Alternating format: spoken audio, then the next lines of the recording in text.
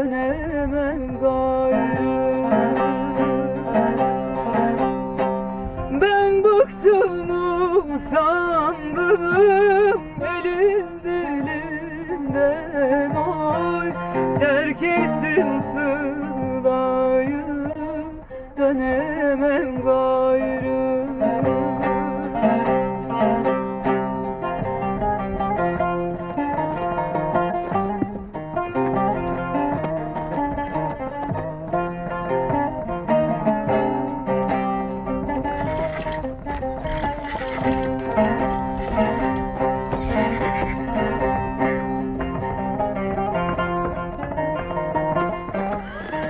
Azap burada. İyidir. Hoş gelmişsin. İyisin.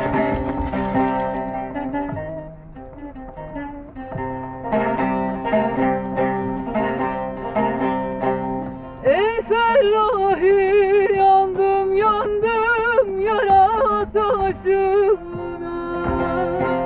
Neler gelir gariplerin başına, neler gelir gariplerin başına.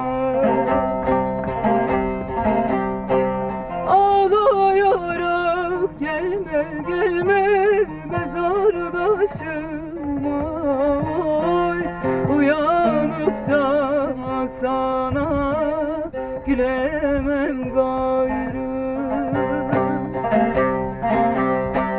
Ağlayarak gelme gelme mezardaşıma, oy uyanıp da sana